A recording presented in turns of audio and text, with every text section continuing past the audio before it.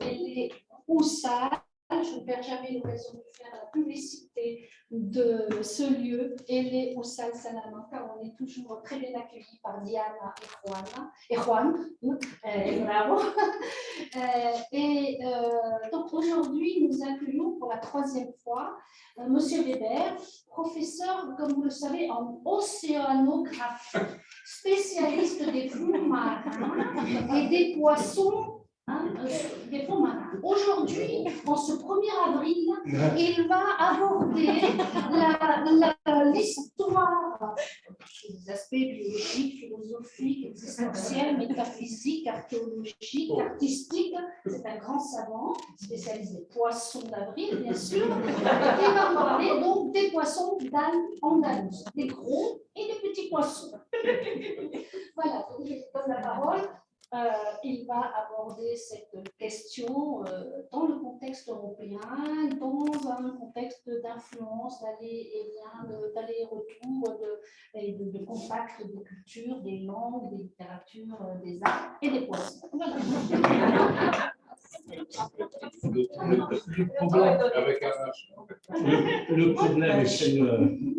Le problème qu'elle n'évoque pas, c'est que je me suis effectivement intéressé aux poissons d'avril et de leur importance dans le dialogue entre l'Espagne et l'Occident. Et je me suis aperçu qu'ils étaient retournés en Méditerranée et du coup, je n'ai plus rien à dire.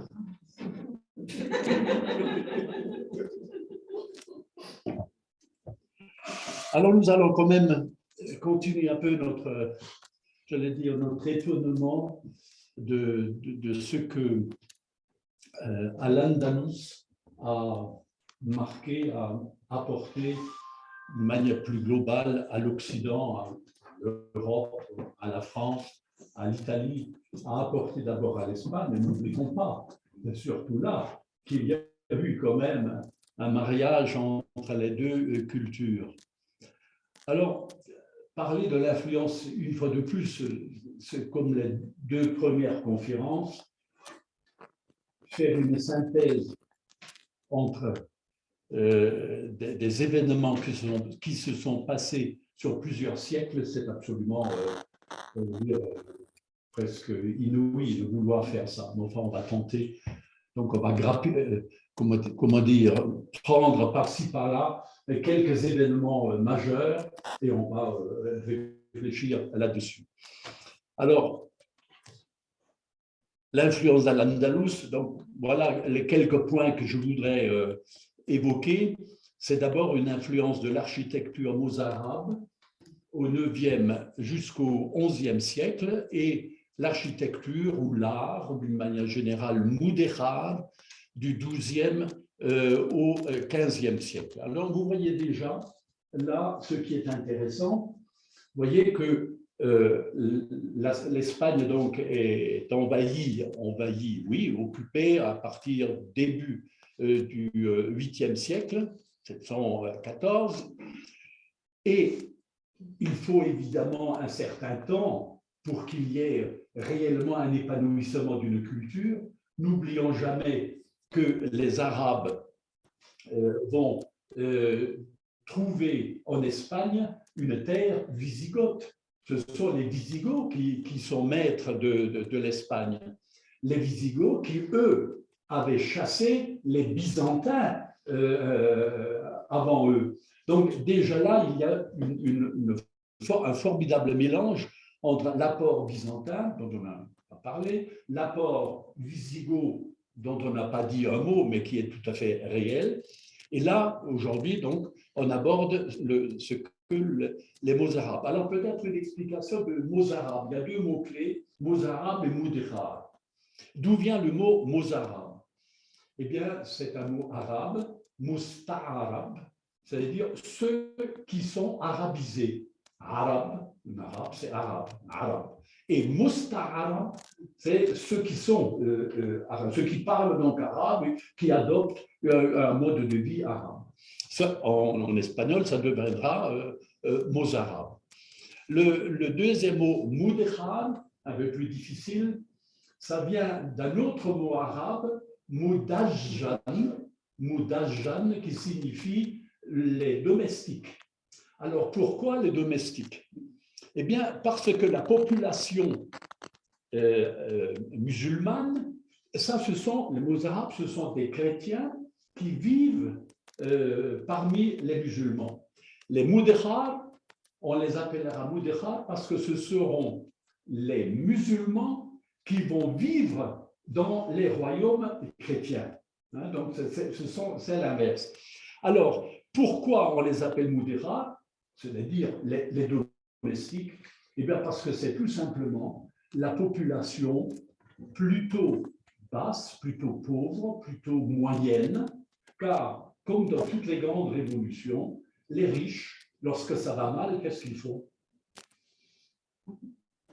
Ben, ils se barrent. Ils vont s'établir ailleurs, à Fès, à Tunis, au Caire, au Liban, etc. Donc, restent généralement sur place, ceux qui ne peuvent pas emporter leurs lingots, hein, et ils vont ailleurs. Et donc, les domestiques, cette population simple. Mais ces musulmans à qui on a promis de pouvoir pratiquer la religion, ça a duré quelques dizaines d'années, parce qu'après on leur a dit maintenant ça suffit, il vaudrait mieux devenir chrétien. Et donc on les a un peu forcés. Et ceux qui n'ont pas voulu se laisser forcer, eh bien ils ont été éliminés, comme dans beaucoup d'autres cas où c'est l'inverse qui se produit. Hein. Alors, donc, on parlera un peu de voir un peu ce qui a été réalisé et où et quand. Ensuite, il y aura réellement l'influence de l'Espagne. Il y aurait peut-être un mot qui résumerait tout, c'est la traduction. C'est à partir d'un immense travail de traduction que l'Espagne, oui, enfin que l'Andalous va exporter ce savoir absolument dans toute l'Europe. En Portugal, mais enfin, ça c'est quasiment l'Espagne encore, l'Allemagne, la France, l'Italie, et même à partir de là, évidemment, ça va plus loin. Et donc, c'est un mouvement très, très discret, mais très profond, qui va se faire dans la littérature, la prose narrative, c'est-à-dire la prose, les textes, surtout les Mille et une nuits et les romans, et la poésie. Ça, c'est le domaine par excellence. Nous allons voir à quel point ça va être repris, surtout en Occitanie, avec le Finamont. Les sciences exactes, mathématiques et astronomie, là, c'est extraordinaire parce que, effectivement, toutes les grandes œuvres, les grands volumes de mathématiques et d'astronomie vont être traduits et vont devenir le savoir des universités françaises. Sciences spéculatives, la philosophie, c'est d'une manière plus discrète, effectivement, mais néanmoins, les théologiens comme Thomas d'Aquin, qui ont joué un rôle absolument prépondérant en Occident, bien entendu, eh bien, ils connaissent la philosophie. Et surtout, ce qu'il faut résumer, c'est grâce aux traductions des auteurs grecs, Platon, Aristote, etc., que l'Occident va redécouvrir c'est-à-dire leurs propres racines gréco-romaines. La cuisine, eh ben oui, mine de rien, eh bien la cuisine aussi est un formidable vecteur d'échange, etc. Donc voilà, nous allons donc parler un peu autour de ça. Alors le style mozarabe, dans les conférences précédentes, nous avons déjà vu certains documents. Donc, le nombre d'églises dont on a encore aujourd'hui des vestiges de l'art mozarabe, eh bien, c'est par dizaines, bien entendu. Mais, c'est-à-dire, malheureusement, c'est comme cela. Énormément d'églises ou de monastères qui tiennent cette mémoire mozarabe, eh bien aujourd'hui, on ne les connaît non plus. Il faut vraiment, je vais dire, presque être un spécialiste. Voilà, ce petit détail, ça remonte. Alors, surtout que le temps va passer et toutes les églises qui ont été construites à cette époque ont été totalement modifiées, etc. Donc, il ne reste que quelques traces. Mais ça montre quand même qu'il y a eu un échange permanent au niveau des techniques architecturales entre Al-Andalus et l'Espagne et tout le nord. Alors, quelques églises, San Miquel de Escalda. Bon, nous allons voir, enfin, ou plutôt, vous pouvez deviner en quoi y a-t-il là un style mozarabe. Qu'est-ce que vous voyez, j'allais dire, en fait, qu'est-ce que vous voyez sur ces images? Voilà. Alors voilà, évidemment, c'est-à-dire, la preuve sont les arcades. Mais alors, les arcades, les Romains en ont fait, etc.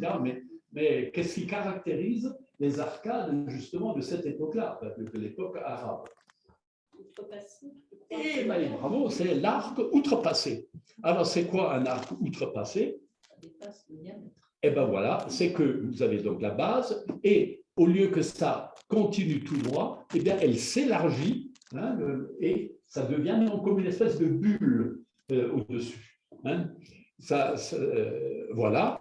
Et puis, celle-là, cette image-là, ce sont des alvéoles, donc c'est un arc polylobé. Voilà, bon, ce sont les deux grandes distinctions. Voilà.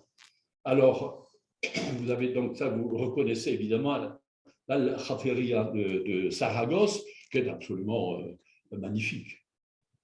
Oui. Alors, les églises. Donc, effectivement, là, vous voyez davantage l'arc outrepassé. Donc, vous voyez, ça, c'est clair. Eh bien, alors, évidemment, dans certains cas, les églises, ça a été reconstruit, mais on sait, enfin, les spécialistes savent, comme celle-là, par exemple, c'est un changement, mais c'est quand même antérieurement une trace mozarabe. Il y a un autre détail, c'est une autre caractéristique de l'art mozarabe, ce sont les plafonds. À Saragosse, si vous vous souvenez, la Jaferia de Saragosse, c'est un plafond peint. Et bien, très souvent, on a également le plafond qui est minutieusement travaillé, soit peint, soit avec les bois entrecroisés, etc. C'est une autre caractéristique de cet art. Alors, cette vue est assez intéressante parce que ça nous donne l'état de l'art mudéjar à partir du XIIe et du XVe siècle. Ça, c'est la période réellement féconde de cet échange avec l'Occident. Et lorsqu'on prend simplement l'Espagne aujourd'hui, Al-Andalus, vous voyez qu'il y a différentes couleurs, différents groupes. Le violet, qui est aujourd'hui le Portugal, mais à l'époque c'était Al-Andalus. Le vert, qui était l'Andalousie actuelle, sud, et puis le nord, et puis Séville, donc Castille. Et bien, dans tous ces points, aujourd'hui, vous avez soit des monastères, soit des églises qui sont tous marqués par l'art mudéjar. Seulement, évidemment, lorsqu'on les voit, lorsqu'on les visite aujourd'hui, à première vue, on ne voit rien. Parce que tout simplement, avec l'âge, il fallait rebâtir, et à cause des guerres ou à cause etc. Donc, néanmoins, vous voyez un peu l'abondance de ces points. En Espagne même, c'était une profusion, en fait, de construction. Alors, bon, là, j'explique les mudéjar, donc je vous l'ai dit tout à l'heure. Alors, retenons les différents styles mudéjar. Donc, il y a à partir de quoi? Qu'est-ce qu'on trouve? Ce n'est pas un art, j'allais dire, pur. C'est toujours des mariages entre différents styles. Le roman mudéjar, eh bien, les églises romanes, il y a toute une série d'églises romanes qui sont construites en briques avec des arcs outrepassés ou bien polylobés et très souvent flanqués d'un clocher sur le modèle des minarets des mosquées. Ça, c'est une caractéristique, effectivement, de ces églises-là. Et puis, à partir du XIIe siècle, donc à partir du XIIe siècle, vous avez l'église, là, vous avez toute une série d'églises, San Tirso à Sahagún, si je prononce bien ces noms, l'église de Santiago de Salamanque, San Miquel, San Juan, Santiago d'Alba de Tormes, l'église San Tomé de Tolède et San Tomé de Cuellar. Voilà, XIIIe siècle, donc je vous les laisse lire tranquillement. Ce ne sont que quelques. Je voudrais multiplier par 10, je ne vais pas mettre toute la série des églises. Mais ce qui est intéressant, il y a le roman mudéjar, mais aussi dans le style gothique. Et voilà, les églises gothiques aussi vont être marquées par le style mudéjar. Alors, il y a les églises mudéjar en briques et il y a les églises en pierre. Voilà de nouveau une catégorie. XIIIe siècle sont donc en briques et à partir du XIIIe siècle, XIVe siècle, elles sont en pierre. Alors, les grandes villes où elles les trouvent, peu importe le nom de l'église, Teruel, Tolède, Saragosse, Cordoue, Santiago et Séville, bien entendu, Guadeloupe. Donc, vous voyez, ça veut dire que les principales villes d'Espagne aujourd'hui, vous avez des vestiges de cela. Mais, oui, voilà dans quelques illustrations, vous voyez un peu, c'est absolument splendide, ça, hein. La tour mudéjar de Teruel, eh bien, absolument extraordinaire, ça, comme chose. Et puis, Santiago de Tolède, avec arcs. Alors ça, c'est très intéressant. Il y a aussi les arcs aveugles. Donc, vous voyez, donc, on a l'arc, enfin, mais un arc muré, ce qu'on appelle l'arc aveugle. Une église, ça c'est une église en pierre, et les deux sont en pierre. Donc, vous voyez, ça ressemble donc d'assez près à un minaret, les fameux minarets de l'époque almohade, hein, de Séville et à Rabat, me semble-t-il. Oui. Et alors, voilà. Et alors, là, j'ai évoqué l'Espagne. Mais en fait, il y a eu une importance tout à fait remarquable en Occitanie. Alors, l'Occitanie, aujourd'hui, l'Occitanie, il faut dire le sud de la France, hein, jusqu'à la Loire. On peut quasiment dire jusqu'à la Loire. Et pourquoi? Eh bien, parce que d'abord, les princes ou les rois de Toulouse, de l'Occitanie, sont très souvent liés avec Léon ou Castille ou l'Aragon. Et il y a un échange absolument continuel entre les deux versants des Pyrénées. Il y a quelque chose de géographique qui est très intéressant à relever, c'est que, en fait, on pourrait presque dire qu'il y a une unité entre le versant sud et le versant nord des Pyrénées. Et à cette époque-là, on passait évidemment très souvent de l'un à l'autre.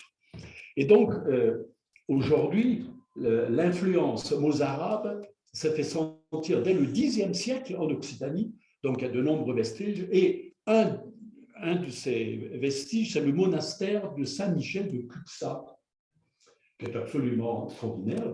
Il est totalement imprégné de cet art des églises d'Al-Andalus. Saint-Benet à à Bages, la même chose. Donc, les arcs polylobés à Notre-Dame-du-Puy, donc vous voyez déjà, ça monte déjà beaucoup plus, ça c'est sûr. Et on le retrouve aussi en Bourgogne, dans l'église Saint-Bénigne à Dijon, en Auvergne avec l'abbaye de Moutier à Thiers. Donc ça, ce sont, on va dire, quelques points, mais là aussi, il faudrait multiplier par 10 les vestiges. Et j'avais un ami, enfin je l'ai toujours, à Toulouse, qui a fait un formidable travail sur les vestiges, mais toutes les formes de traces de l'art mozarabe dans tout le sud. Il a fait un immense livre que j'ai laissé à Toulouse, malheureusement, parce que je me suis dit, jamais de ta vie, tu n'utiliseras cela. Et vous vous rendez compte, aujourd'hui, je me permets de parler de ça, alors que là, j'aurais eu une source absolument inouïe. Et c'est impressionnant le nombre de villes dans le sud qui ont ces traces. Albi, Gaillac, Toulouse, n'en parlons pas, etc. De toutes ces villes jusqu'au Puy. C'est formidable. Voilà, donc déjà là, tout ceci est un héritage oublié. Il faut se dire. On retrouve la même chose en Sicile. Alors, c'est très juste ce que tu dis, parce que là, je me suis résumé à la France et l'Espagne. Mais en fait, en Sicile, la Sicile est occupée par les Normands. On l'oublie. Les Normands qui viennent du fin fond, qui ont d'abord transité par la Normandie, chez nous, la Normandie actuelle, mais ce sont des Vikings. Roger II et compagnie, eh bien, ils s'installent en Sicile et il y aura la même influence dans les églises et les monastères de Sicile. Parce qu'en fait, ils prennent modèle sur ce qui est construit ailleurs. Voilà. Malut également. Comment? Malut. Absolument. Tous les grandes îles de la Méditerranée sont très longtemps entre les mains, évidemment, des Arabes. Voilà. Alors, commence là, j'allais dire un peu avant le XIIe siècle, l'importance de certains prélats, de certaines personnalités, de certains savants qui s'émerveillent de la culture philosophique, intellectuelle de l'Espagne. Et il y en a, entre autres, le fameux Gerbert d'Aurillac, qui devint le pape Sylvestre II, le seul pape qui a été français. Jusqu'à présent, parmi tous les papes que la chrétienté a eu, il y a eu un pape français. C'est un immense, immense intellectuel. Il a été pape pendant 4 ans, mais pendant toutes les années auparavant, eh bien, c'est un génie hors pair. Or, ce qu'on lui attribue, c'est effectivement grâce à lui que l'on va passer de la numérotation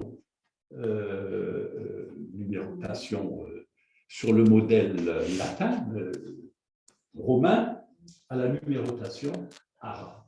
C'est-à-dire en introduisant dans les nombres le 0, qui va permettre la multiplication ou les additions des nombres d'une manière beaucoup plus rapide et plus simple que de multiplier. Imaginez, j'aurais dû le noter ça, imaginez 78, vous écrivez 78 en lettres latines fois 92. Est-ce que vous voyez ça? Comment on peut faire? Donc, c'était effectivement des calculs, paraît-il, absolument invraisemblables à faire pour trouver la solution. Et avec donc cette numérotation arabe, qui elle-même est empruntée à l'Inde, donc il faudrait évidemment, pour être plus savant, remonter jusqu'à l'Inde, même jusqu'en Assyro-Babylonie, parce qu'on a là les premières traces du 0. Vous vous rendez compte, l'Assyro-Babylonie, c'est-à-dire 18 siècles, 2000 ans avant Jésus-Christ. Et donc, les Arabes, eux, ils vont être réellement les premiers à mettre ceci au point. Et donc, le pape Sylvestre, qui, dans sa vie, se trouve à un moment donné en Andalous, eh bien, il va emprunter cela. Mais ce ne sera pas lui réellement qui va imposer ce calcul, cette nouvelle numérotation. Ce sera Léonard de Pise, appelé Fibonacci, qui, lui, vraiment va adopter le zéro et la numérotation décimale, et c'est grâce à lui. Mais le pape Gerbert a ouvert, j'allais dire, la voie pour cela. Et Gerbert introduisit également les mathématiques modernes et l'astronomie dans l'Europe chrétienne. C'est fantastique. Donc, un moine, hein, c'est un moine, et qui va s'intéresser à ce savoir extraordinaire. Et l'originalité, c'est qu'il s'intéresse à la science exacte et pas simplement au rabattage, ça veut dire, de l'Ancien et du Nouveau Testament, où on n'a fait que répéter ce qu'on a déjà dit 1000 fois. Donc, c'est réellement une ouverture d'esprit qui va être suivie, parce qu'il aura des disciples. On va s'appuyer sur lui, ce sera une autorité. Et donc, c'est là où on peut réellement parler d'influence. Donc, il enseigne à Reims. Vous voyez, ce sont des gens qui sont liés au pouvoir de l'époque. Il est le précepteur de l'empereur germanique Othon III, parce qu'en fait, les grands maîtres, ce sont les Germains. C'est les Francs vasouillent encore. Hein. Les réformes donc de ce pape de l'an 1000, l'appelle le pape de l'an 1000, a permis en fait la naissance d'une nouvelle Europe. C'est effectivement à partir de l'an 1000 que l'Occident va effectivement basculer dans une ouverture d'esprit qu'elle n'avait pas connue. Et c'est grâce donc à tout cet apport de philosophes, de mathématiciens, de médecins, andalous, qui eux, ces médecins andalous, sont greffés sur le grand réservoir des connaissances arabes de l'époque abbasside. Ben, c'est eux qui traduisent les fameux Ibn Sina, etc. Donc, vous voyez, il y a une continuité dans cette diffusion du savoir. Les savants abbassides eux-mêmes, d'où est-ce qu'ils tiennent ce savoir mathématique, astronomique, etc. Des Grecs. Ce sont les premiers à traduire du grec, enfin directement, pas directement du grec, ils traduisent des œuvres syriaques qui, eux, sont les traductions en grec. Il y a entre le grec et l'arabe un maillon que généralement on ne mentionne même plus, ben, c'est le syriaque, c'est-à-dire la langue impériale du Moyen-Orient de l'époque. Et donc, le syriaque et l'arabe, ce sont deux langues cousines, comme l'espagnol et le portugais. Donc, si on connaît réellement bien le syriaque, on fait 3 pas, on conjugue un peu autrement et c'est de l'arabe. Et vice-versa. Bon, je résume, c'est une ânerie ce que je raconte là. Mais enfin, c'est une métaphore, hein, vous comprenez. Eh bien, les Arabes se sont enrichis de la culture grecque à une vitesse astronomique aussi. Mais comment c'est possible? C'est ce bonhomme qui sort du désert, là, et toi, tu ne savent ni lire ni écrire, comment en l'espace de moins d'un siècle, ils arrivent à une civilisation. Eh bien, c'est grâce à ce fameux syriaque. Il n'y avait pas de mal, dès qu'on avait un texte syriaque qui lui traduisait le grec, eh bien, on le transcrivait en arabe, ce qui fait que très rapidement, le monde arabe a eu une connaissance de l'Antiquité et il se met à réfléchir sur ce savoir-là. Eh bien, donc, ce savoir passe en Andalous. En Andalous, il va être traduit en latin, et une fois traduit en latin, alors là, effectivement, ça part dans toute l'Europe, et on va voir les grands savants européens et bien s'alimenter à ce savoir qui remonte jusqu'au grec. Voilà. La traduction. Alors, dès le Xe siècle, on étudie les livres musulmans dans les monastères de Catalogne. Et à l'exemple des moines clunisiens, effectivement, Cluny va jouer un rôle dans le développement intellectuel, dans le savoir absolument extraordinaire. Mais pas seulement les Cluny, mais les autres monastères. Or, dans ces monastères, c'est généralement, je vous l'avais déjà dit la fois dernière, les livres ne se trouvaient que dans les monastères, dans les églises ou les monastères. Le roi de France, il avait une cinquantaine de livres. La Bibliothèque nationale, elle n'arrivait même pas à 100. Donc, le savoir de l'époque était là. Eh bien, c'est grâce à ces moines qui vont ensuite faire recopier, traduire évidemment le texte, mais le faire recopier et le savoir va se répandre. La traduction commence réellement au XIe siècle pour les traités de mathématiques et d'astronomie. Alors, Pierre le Vénérable, l'abbé de Cluny, charge en 1142 un Anglais, Robert de Chester, je ne sais pas comment il faut prononcer, Hermann de Carinthie, Pierre de Poitiers et un musulman qu'ils appellent Mohammed. Évidemment, ils ne savent pas comment ils appellent, c'est un musulman et tous les musulmans s'appellent Mohammed. Voilà. Eh bien, de réaliser la première traduction du Coran. Parce que c'est quand même intéressant de savoir que le Coran est lu depuis 1142, il est connu. Alors, effectivement, on va le lire avec des yeux, pas avec des yeux musulmans, on va le lire avec des yeux chrétiens. Et donc, on va trouver que c'est un ramassis d'âneries. Parce que ça ne correspond pas tout à fait au texte, évidemment, de l'Évangile. Ils disent, ben non. Mais les musulmans, eux, ils disent la même chose parce qu'ils disent l'Évangile. Ils disent, c'est rempli d'âneries. Ça n'a pas de goût, puisque ça ne correspond pas au Coran, puisque le Coran, lui, il vient du ciel. Donc, vous voyez, donc là, il y a des problèmes d'interprétation. Mais néanmoins, le contact est pris. L'Espagne connaît par la suite un vaste mouvement de traduction de l'arabe au latin, mais également un mouvement de traduction, vous allez dire, à partir du grec. C'est un peu postérieur, parce que lorsqu'on sait maintenant qu'il y a Aristote et tout ce monde-là qui a traduit, eh bien, on commence à se dire, mais finalement, il vaudrait aller à la source. Et du coup, c'est l'époque des croisades, et les croisés sont à Constantinople. Or, c'est Constantinople qui a le savoir à l'époque, le savoir grec. Et donc, on va commencer à acheter les œuvres grecques d'Aristote. Et donc, on va commencer à traduire non seulement le texte arabe, qui est une traduction du grec, mais on va traduire aussi à partir du grec. Mais néanmoins, le rôle, j'allais dire, des philosophes en Espagne, eh bien, c'est grâce à eux que tout ce monde, qu'on va découvrir cette antiquité occidentale. Les grands centres de traduction fleurissent dans la péninsule et le centre par excellence, c'est Tolède. C'est Tolède où, autour de l'évêque, collaborent musulmans, juifs et chrétiens.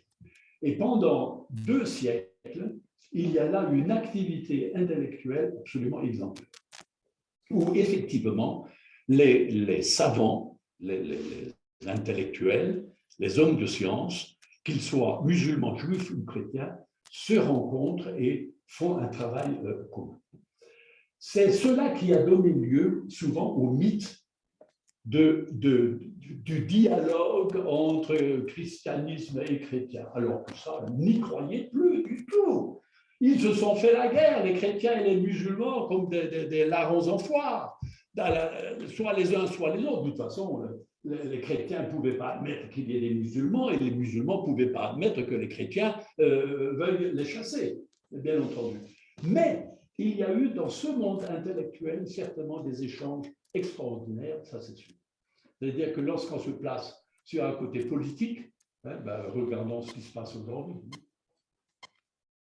Les intellectuels russes, ils sont tous, lorsqu'ils sont au-dessus un peu de la misère de la Terre, lorsqu'ils tournent autour de la Terre dans les capsules, il y a Américains, Russes, Occidentaux, Chinois, Japonais, et ça marche très bien.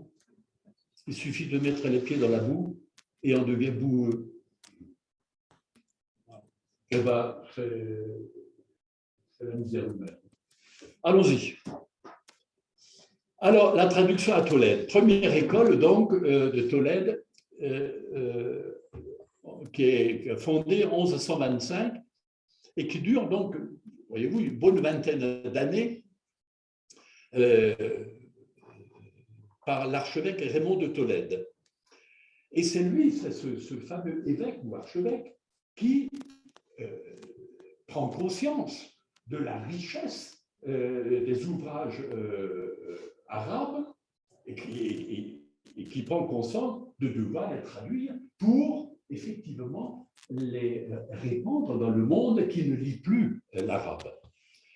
Alors, quels sont les grands traducteurs? Eh bien, il y en a un qui est fantastique, c'est Adélard de Bath, alors ça, un moine bénédictin qui traduit en latin les éléments d'Euclide. Alors là, les éléments d'Euclide, c'est le livre de base, évidemment, en astronomie, en trigonométrie. Non, je dis une bêtise. En géométrie. Voilà. Et c'est des volumes et des volumes. Et le deuxième grand traducteur qui a laissé une trace formidable, c'est Gérard de Crémone. C'est un clerc italien qui s'installe à Tolède en 1150 et qui traduit en fait 71 livres, entre autres l'Almageste de Ptolémée, qui là aussi est une base qui est absolument incontournable.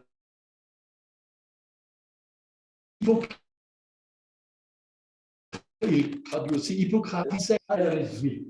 Al-Khwarizmi, c'est un géant en mathématiques. Voilà. C'est un ouzbek, c'est un arabe, évidemment, arabisé, tout ça, et qui a une importance capitale dans tout ce qui est mathématiques, astronomie, astrologie aussi.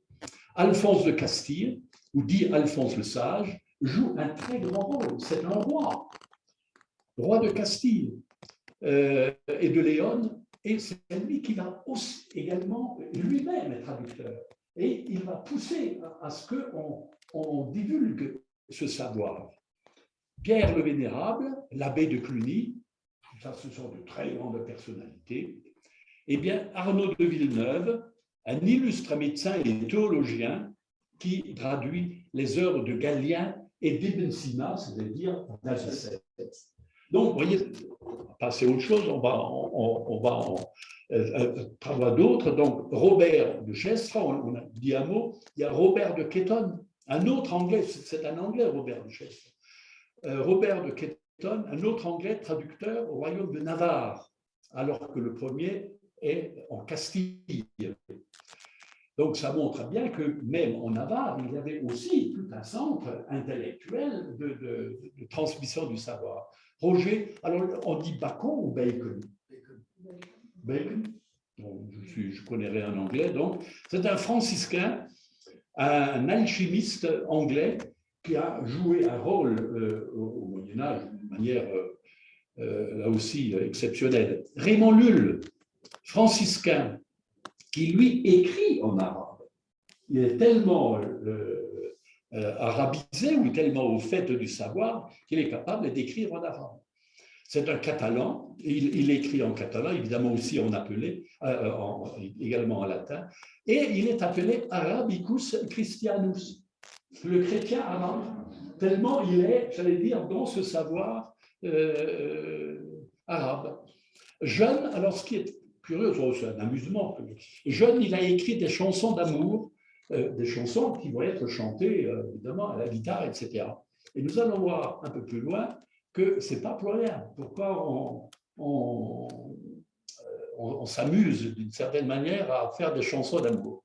Il est donc poète, philosophe, théologien, apologiste, missionnaire. Alors là, sa vie est extraordinaire, Raymond Lulle. Ça, il faut, si vous voulez en savoir, il va dans toute l'Europe, il rayonne absolument partout. Robert Grossetête ou Gros-Tête aussi. Un autre érudit anglais qui s'intéresse beaucoup à la géométrie et à l'optique d'Ibn al-Haytham, et le fondateur, c'est lui le fondateur de l'optique. Il a tous les travaux qui ont été faits là-dessus, c'est lui, l'instigateur ou le créateur.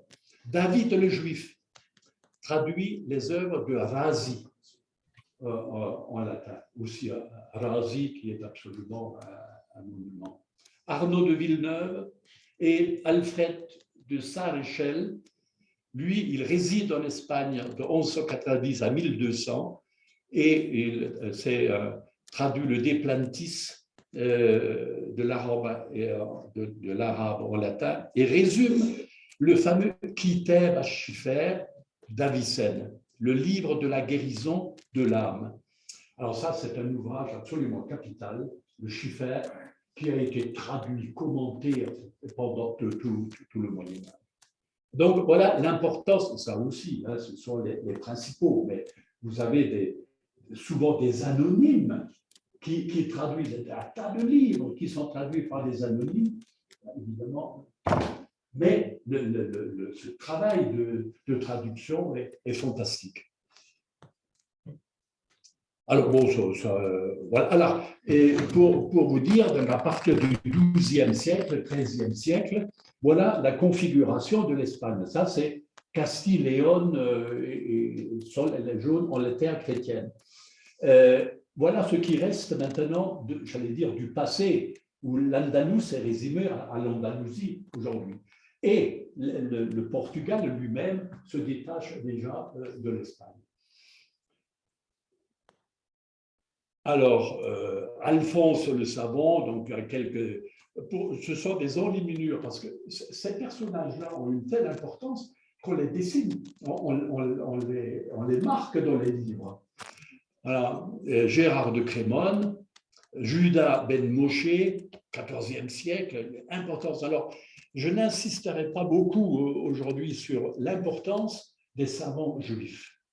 Parce que d'abord, l'Andalous a une communauté juive exceptionnelle, avec des intellectuels, des rabbins qui sont extraordinaires. Il y en a au moins un que vous connaissez, c'est Maïmonide. Voilà, le grand Maïmonide, le contemporain d'Ibn Rushd. Bien sûr, mais non seulement. Alors, l'hébreu est également une langue, j'allais dire, cousine de l'arabe. Entre l'hébreu et l'arabe, ça va très vite. Parce que lorsqu'on en connaît une, on arrive vite à l'autre. Et donc, les échanges se font effectivement en masse. Oui. Alors, Gérard de Crémone, on peut lui consacrer une minute, s'installe à Tolède en 1150. Il apprend l'arabe pendant 7 ans. Donc, ce sont des gens qui savent de quoi il s'agit. Sa première traduction est celle en arabe de l'Almageste de Claude Ptolémée. Alors là, évidemment, vous vous rendez compte de l'importance de Ptolémée, qui décrit en 13 livres. Alors, tu vois, ce n'est pas un livre, c'est 13 livres qui décrivent les mouvements des planètes, de la Lune, du Soleil, traité d'astronomie. C'est-à-dire qu'une fois, lorsqu'on a Ptolémée, on a tout dit sur le monde, sur le cosmos, etc. Et ceci va être, j'allais dire, le livre de chevet jusqu'à la période moderne. Il faut attendre Galilée, etc., qui va commencer à dire, ah non, le système de Ptolémée, c'est peut-être pas tout à fait ça, on va peut-être corriger.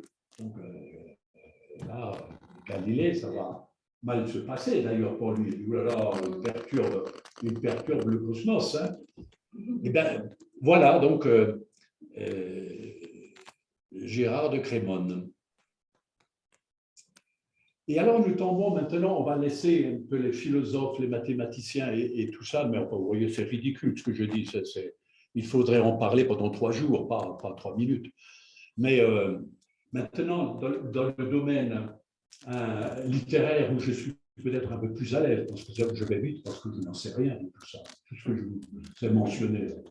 Si vous me posez des questions sur les mathématiques ou l'astronomie, je vous avoue immédiatement mon ignorance. Là, j'ai quelques prétentions, mais ce ne sont que des prétentions aussi. Kalila Wedemna. Alors ça, c'est un livre qui est fantastique. Et vous le trouvez traduit, vous allez là à côté, librairie Kléber, vous demandez la traduction de Miquel de Khalila Wadimna. C'est à lire. Hein. C'est un livre qu'il faut avoir lu. Texte arabe qui est lui-même une traduction en persan, qui est traduit par Muqafa,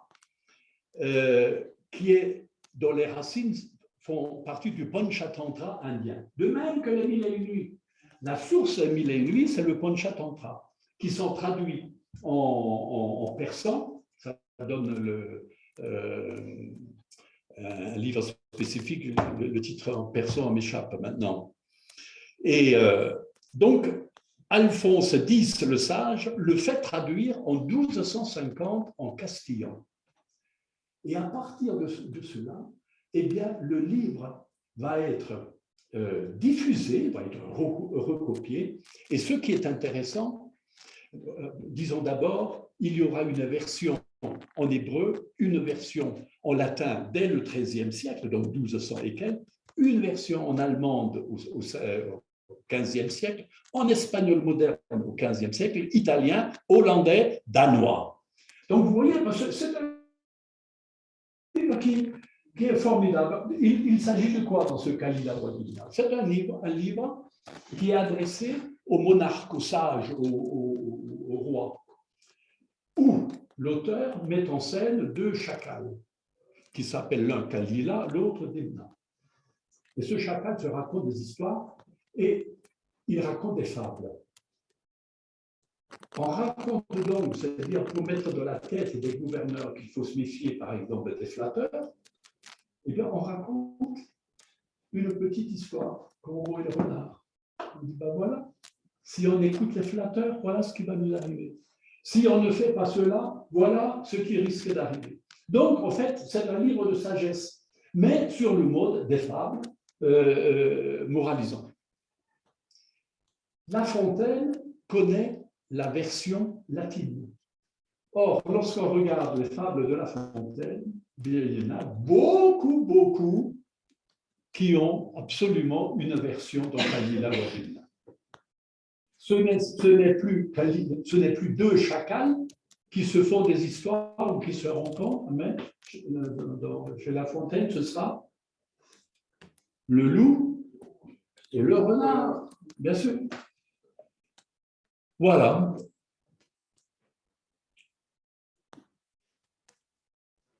Alors, cette littérature, donc vous voyez, enfin ça, c'est des petites illustrations, donc les deux chacals. Et là, vous voyez une table, j'aurais dû mettre d'autres exemples. Là, qu'est-ce que vous voyez là? Il y a deux canards qui tiennent une tige, et à cette tige, il y a la tortue.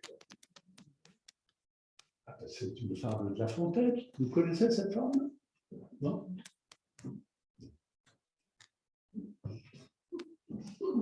La tortue qui voulait voyager et qui dit, mais comment je peux voyager? Je n'ai pas d'aile, je ne sais pas, je ne peux pas voler, etc. Et les deux crédits, mais qu'à cela le tienne. Tu attrapes le bateau et on te transporte, etc. Je ne vous raconte pas plus, mais ça vous donnera l'occasion de regarder la fable assemblée, ce qui va lui arriver à la tortue. Bon. Alors, traduction en hébreu, donc je l'ai dit, traduction au début du XIIIe siècle, espagnol. Et alors, ce livre, il a quand même quelle influence chez qui? Eh bien, chez Raymond de Lune, qui lui écrit le livre des merveilles, eh bien, il reprend beaucoup de points de Khalila, dont Juan Manuel va reprendre le livre dans un de ses livres qui s'appelle, là, je laisse les Espagnols parler, hein, Libro de los Exemplos del Conde Lucanor. Vous avez lu ce livre-là, certainement, non? Oui, c'est votre livre de chevet, bien entendu. Vous ne voulez pas l'avouer, mais c'est vrai. Anselme Turmeda, en 1385, lui écrit Cobles de la División del Reina de Mallorques. Isabelle, je vais bien prononcer? Oui, Oui, bon. C'est le Mallorca. Mais il suffit de venir dans ces lieux, on apprend l'espagnol comme ça. Et Ramon Llull est enterré dans la cathédrale de Mallorca. De Majorque, justement. Oui, oui. Et à la verticale. Oui.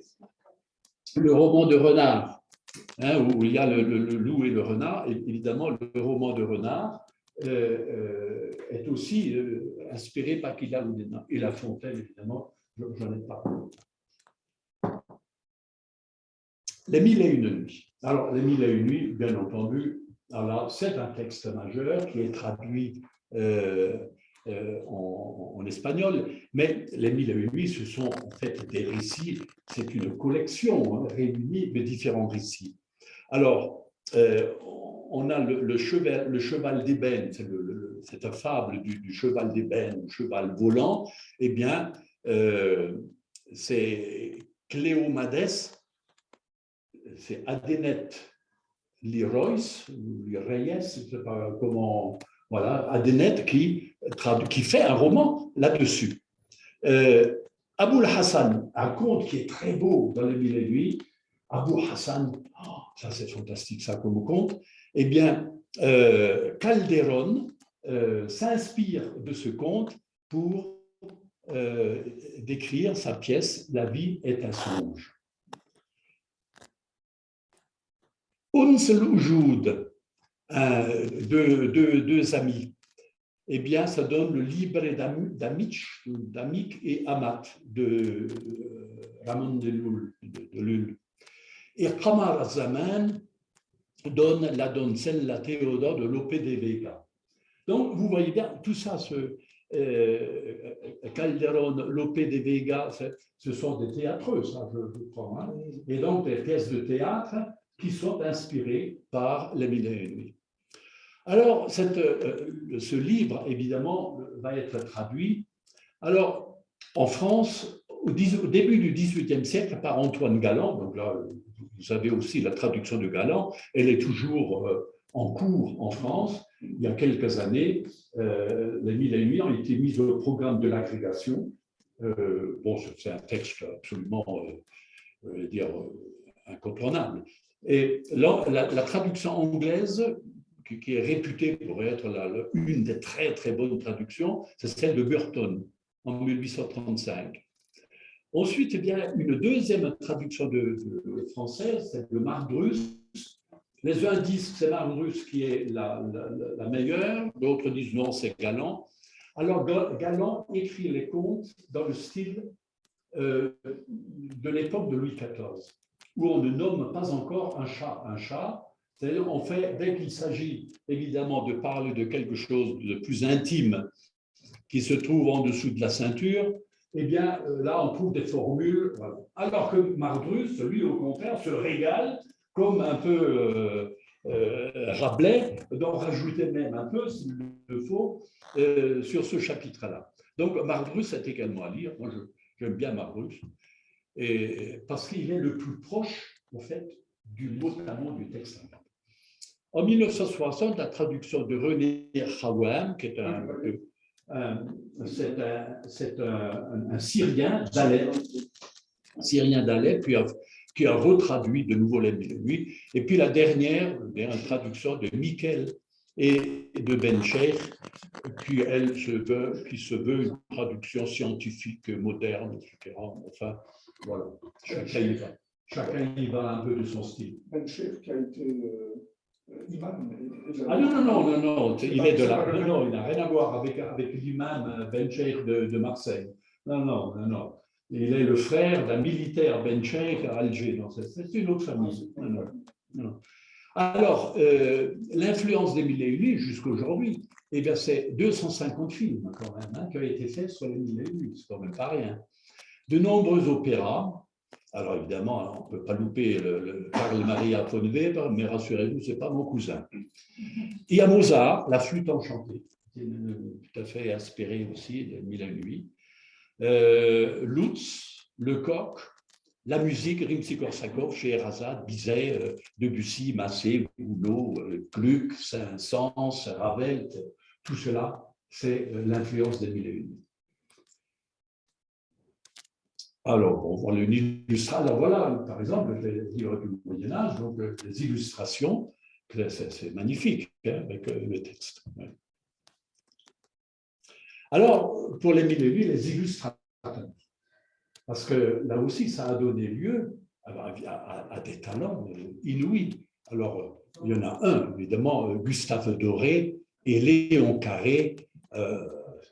Qui n'a pas vu des illustrations de Gustave Doré, etc. Et Dulac aussi, c'est magnifique. Voilà. Les Italiens, Vittorio Ceccini, l'allemand, voilà, iranien, algérien, anglais, enfin tout ça, c'est, si on voulait aller dans le détail. Ouais. Et le troisième roman, je veux dire, le troisième prose, c'est Sendbar, Sintipas. C'est un autre recueil de fables qui est très, très, très, très répandu en Andalous. Et la traduction a été faite par Don Fadrique, le frère d'Alphonse X, le sage, sous le titre « Le livre de la tromperie et de la cruauté des femmes ». Alors ça, c'est un livre assez curieux, très misogyne, bien entendu. Hein, c'est l'histoire d'un fils, le roi d'Alcos, qui est provoqué par une courtisane du harem de son père. Mais ce fils, évidemment, refuse les avances de cette femme impure et impudique. Mais on connaît la ruse des femmes. À ce moment-là, elle se met à accuser celui qu'elle avait sollicité. Et donc, évidemment, le roi, voulant rétablir la justice, fait condamner à mort le fils. Le procès, bien entendu, il y a une enquête, et fort heureusement, l'enquête révèle que c'est la femme du roi qui a monté toute cette histoire. Et donc, on va enfermer la belle-mère, l'intrigante, dans un chaudron en feu. Et le fils est de nouveau sauvé. C'est la littérature, ça. Hein. Alors, la poésie, évidemment. Alors, dans ce domaine de la poésie, les poètes andalous ont joué un rôle absolument majeur dans la production poétique des troubadours. On va aller un peu plus vite. Je crains fort, j'ai encore le temps, là. Oui. Oui. Alors, le thème poétique de l'amour, du fin amor, l'amour, évidemment, pur et sincère, est déjà une vieille tradition chez les Arabes.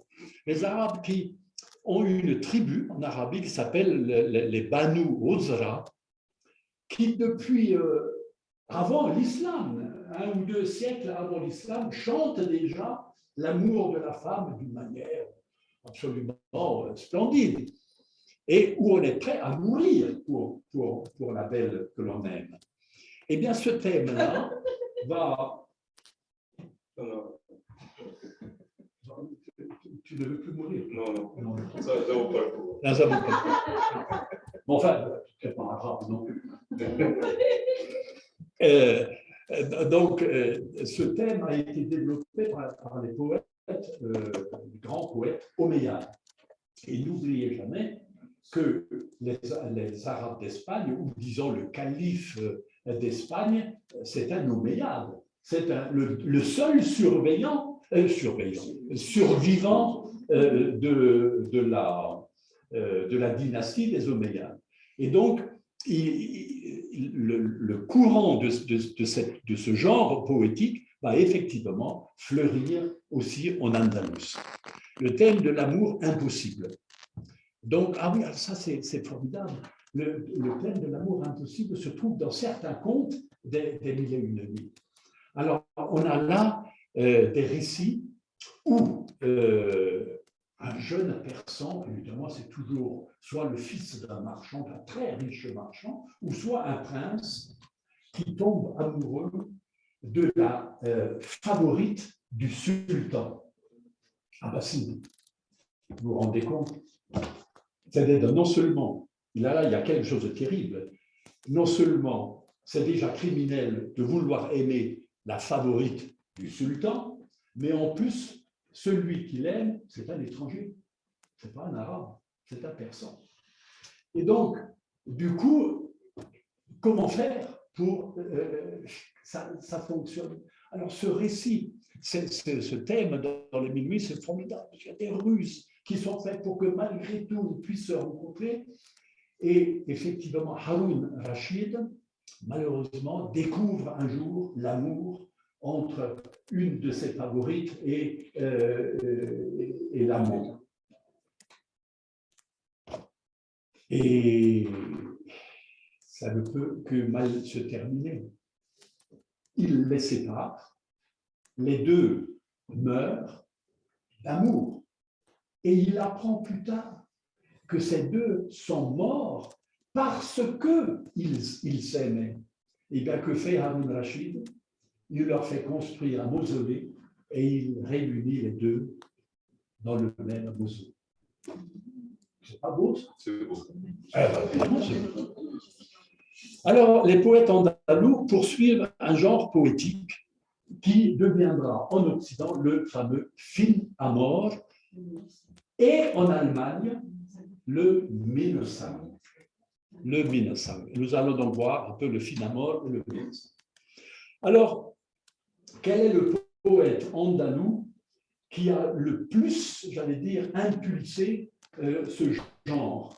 Eh bien, c'est le fameux Mohammed ibn Abdelmalek ibn Quzman, né 1078 à Cordoue, et il meurt à Cordoue en 1160, donc le XVIe siècle.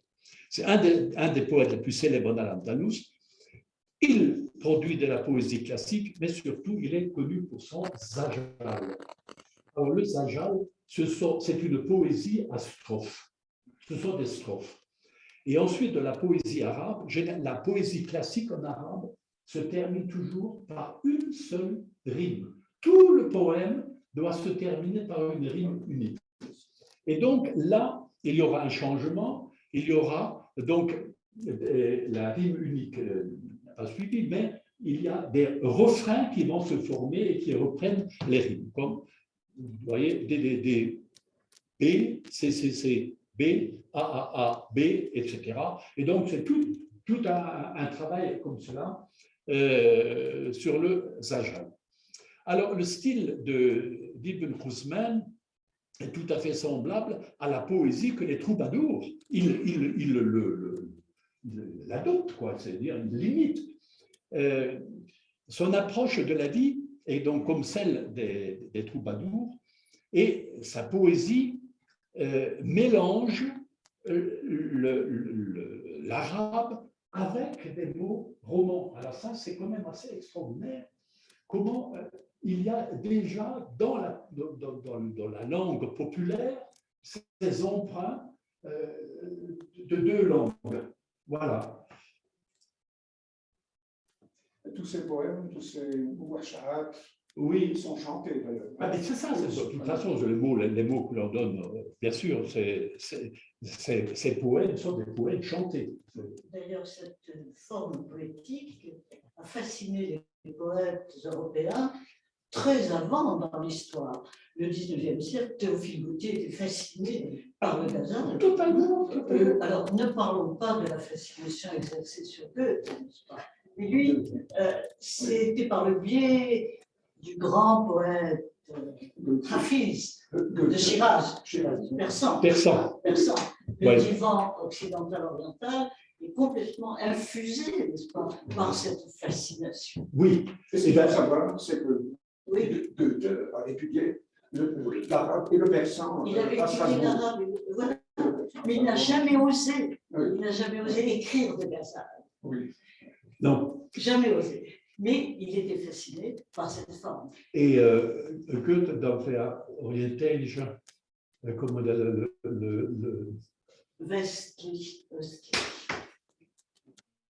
divan oriental. Occidental-oriental. C'est une grande œuvre de Goethe où il marque sa fascination donc, pour l'Orient. Et lui, c'est l'Orient persan. C'est la bien Perse. entendu. Voilà. C'est la Perse. Et on sait que Goethe lui-même disait que son livre de chevet était les 1001 nuits. Vous savez dans quelle tradition, dans quelle traduction?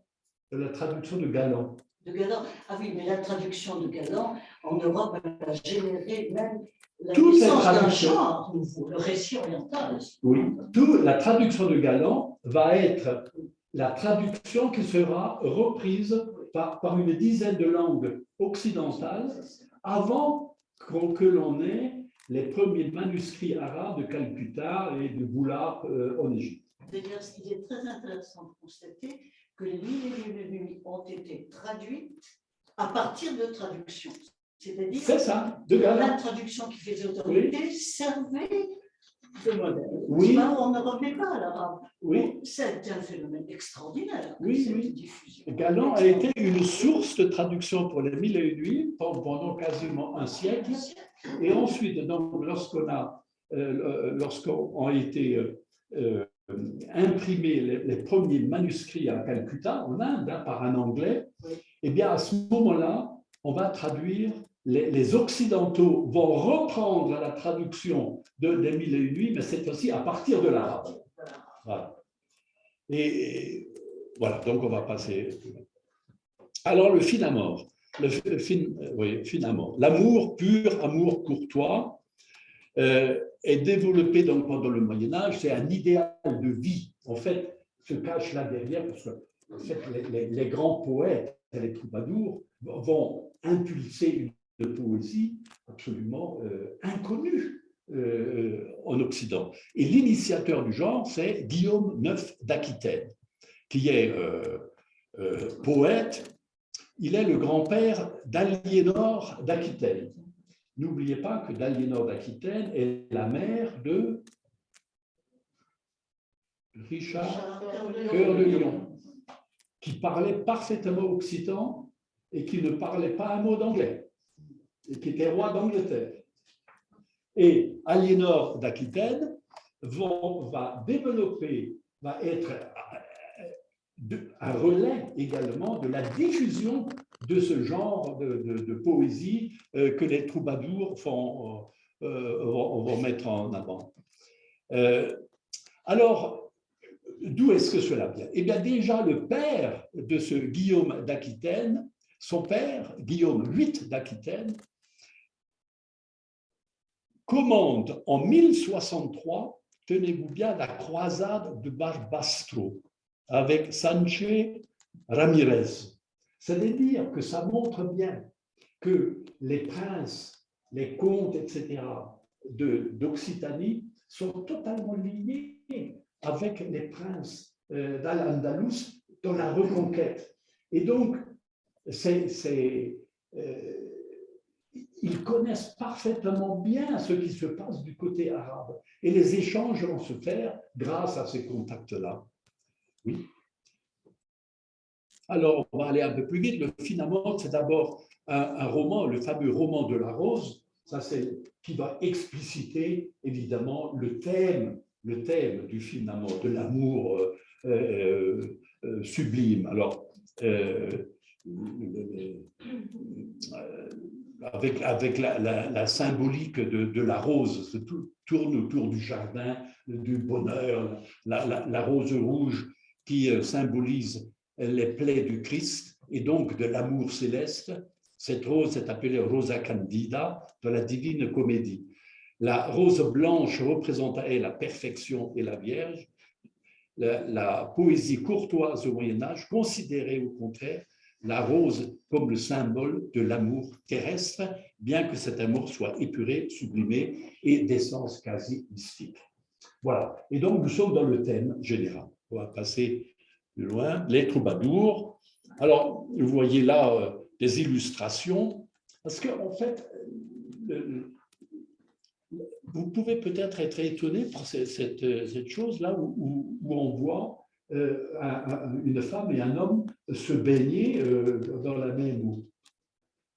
Eh bien, curieusement, la pudeur, à cette époque-là, n'était pas du tout celle que l'on connaît après. Se mettre nu n'était pas scandaleux. Ça ne va pas durer très très longtemps. Après, il y aura, l'Église saura mettre une clé là-dessus. Mais on a là des attestations intéressantes. Oui. Alors, les troubadours, oui. Musiciens, alors là aussi, les contacts, on les représente. Vous voyez bien, les musiciens, il y a le contact entre les morts, enfin les noirs et les blancs. Vous voyez là, ils portent des couronnes, donc c'est des princes, c'est des rois, c'est des personnalités. Le contact existe. Oui.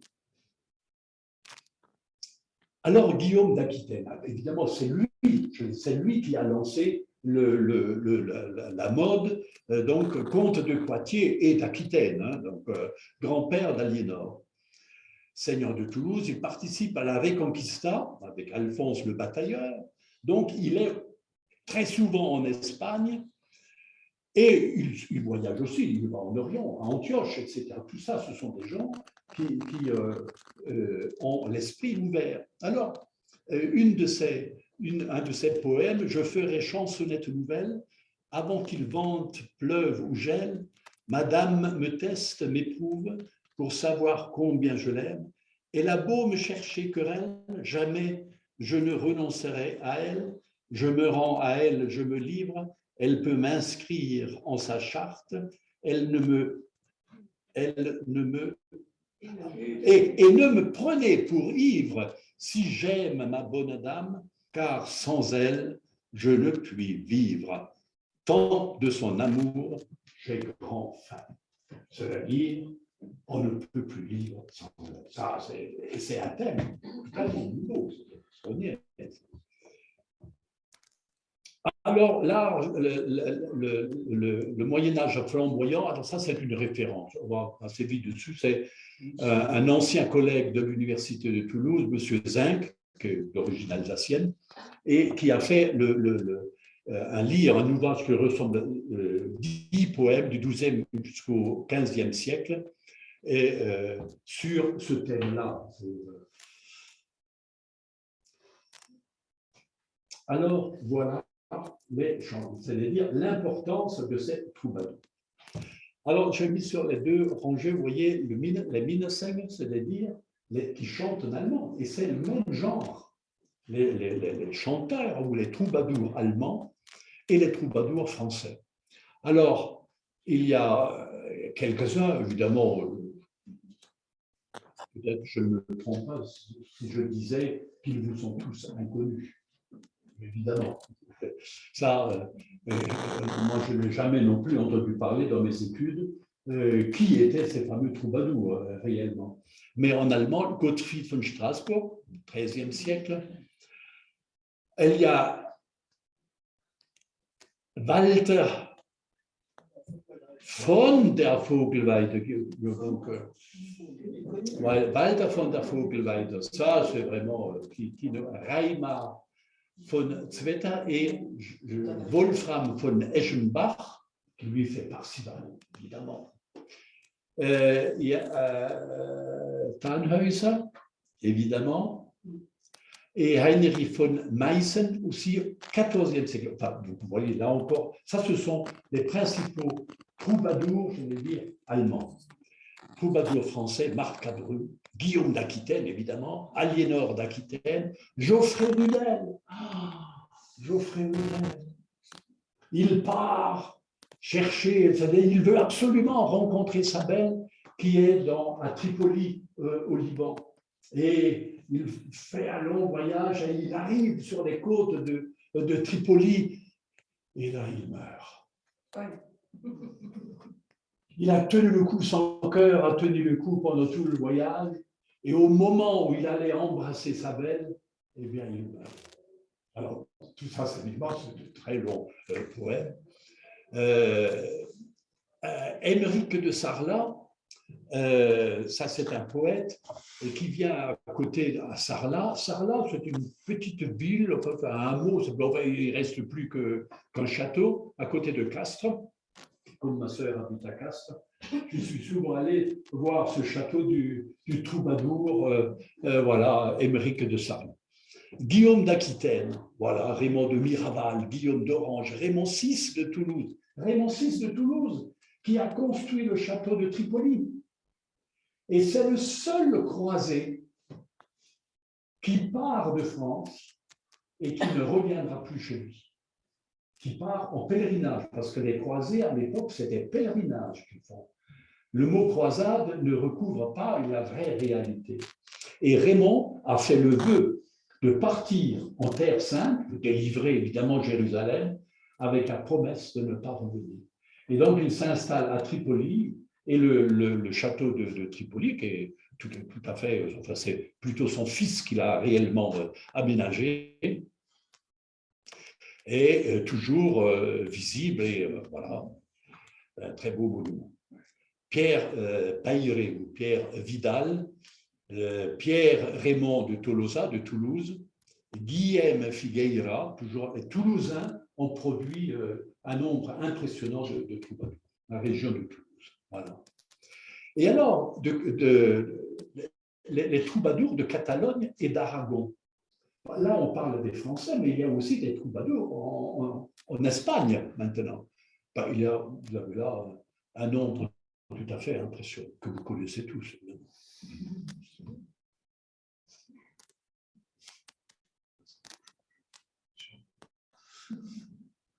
Voilà, on va aller plus loin, on va les laisser chanter. Alors, Walter von der Vogelweide, oui, voilà.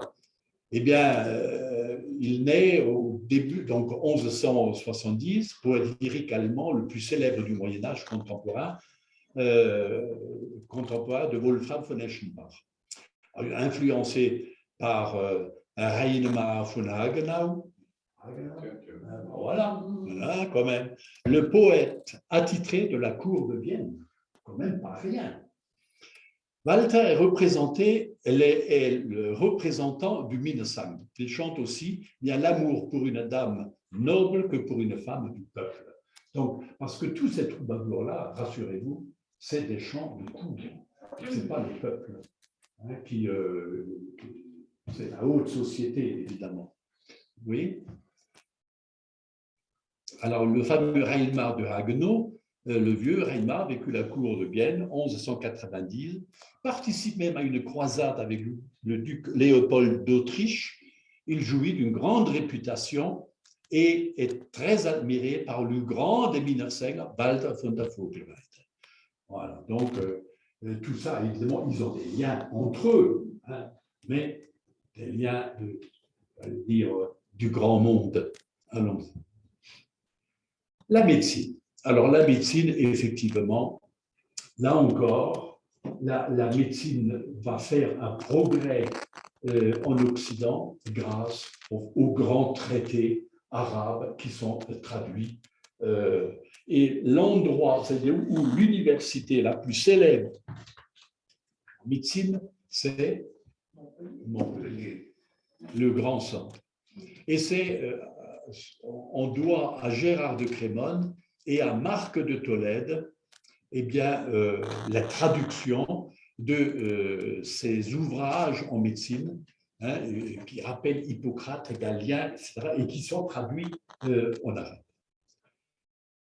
Alors, Gérard de Crémone traduit aussi Razi, qui est médecin, qui traduit le canon d'Avicenne, qui est la référence en médecine, mais jusqu'au temps moderne, quasiment. Et là où il y a absolument quelque chose de totalement nouveau, c'est la chirurgie. Le grand chirurgien Aboul Cassis, la pharmacopée, la diététique d'Ibn Wafid, eh bien, tout cela va être mis, j'allais dire, à la connaissance de l'Occident. Oui. Aboul Cassis fait l'apport absolument exceptionnel de ce chirurgien, de ce médecin, astronome, enfin, un savoir absolument encyclopédique. Alors, ce qui est intéressant, c'est le premier, vous vous rendez compte, parce que là, ce sont des initiateurs, il est le premier à inciser la trachée, opération qu'il inaugure sur un de ses serviteurs. Le premier aussi à extraire des calculs urinaires. Le premier à réaliser des ligatures artérielles pour endiguer une hémorragie. Le premier à réduire des luxations de l'épaule. près de 1000 ans avant que Théodore Cochet mette au point sa méthode.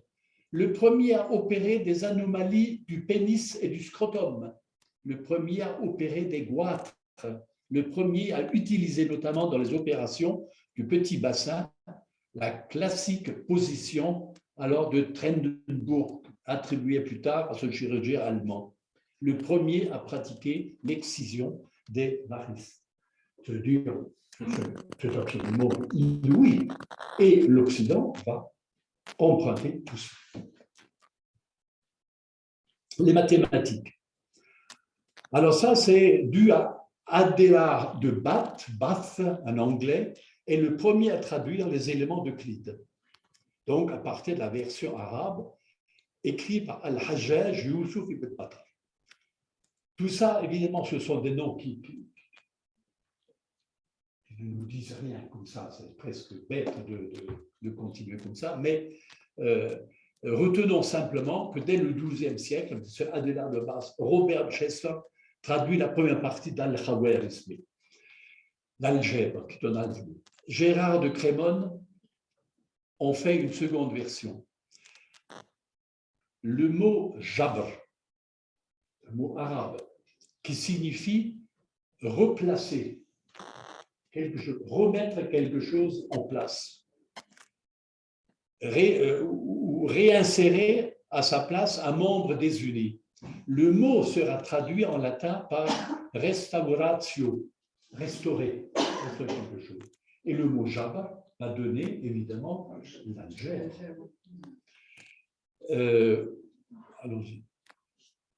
Les mathématiques. Alors, les fameuses lettres, chiffres en arabe qui viennent de l'Inde et qui vont donc remplacer le latin, la numérotation latine. Alors, quelques mots. Al-Jabr, le mot algèbre vient donc du mot arabe al-Jabr. Et alors, il y a une petite histoire pour le petit x. Vous vous souvenez de ce qu'il fallait faire en quoi? En algèbre, précisément. Il faut le petit x. Hein, il faut aller trouver le petit x. Alors, d'où vient ce petit x? Eh bien, le petit x, c'est le premier mot du mot shay. En arabe, shay, ça signifie quelque chose. Shay.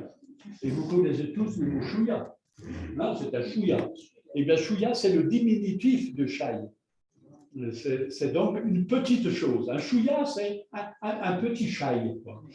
Et donc, lorsque les Espagnols ont traduit le mot chaille, vous savez comment on appelle ça en catalan, le che s'écrit X.